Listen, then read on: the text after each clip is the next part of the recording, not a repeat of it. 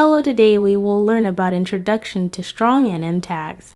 Usage of strong tag. Usage of end tag. Difference between strong and end tags.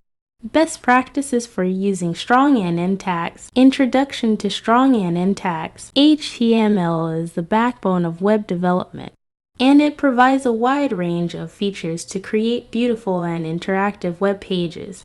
Among those features, strong and end tags are two of the most essential elements that help in structuring and styling the content. HTML is the backbone of web development, and it provides a wide range of features to create beautiful and interactive web pages.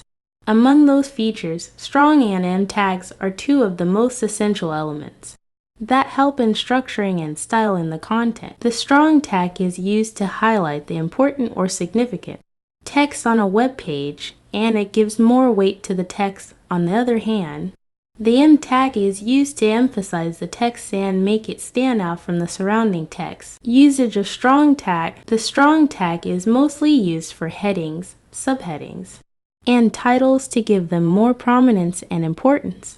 It can also be used to highlight keywords, phrases, or sentences that need to be emphasized. One of the most common use cases of the strong tag is in search engine optimization (SEO). By using the strong tag for relevant keywords and phrases, web developers can improve the search engine ranking of their web pages. Usage of end tag. The end tag is mostly used for emphasizing the text and making it stand out from the surrounding text. It can be used to highlight quotes, idioms, and idiomatic expressions. Another common use case of the end tag is for indicating stress or emphasis in spoken language. For example, in a transcript of a speech, the end tag can be used to mark the words or phrases that were emphasized by the speaker. Difference between strong and end tags. Difference between strong and end tags. Another difference between the two tags is in their default styling. The strong tag makes the text bold and increases its font size,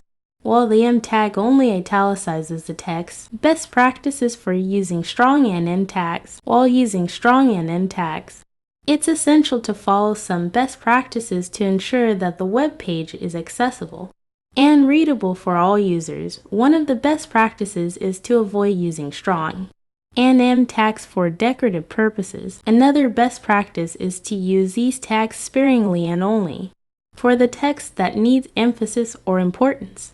Overusing these tags can make the web page cluttered and difficult to read. Strong and end tags are powerful HTML elements that help in structuring and styling the content of a web page.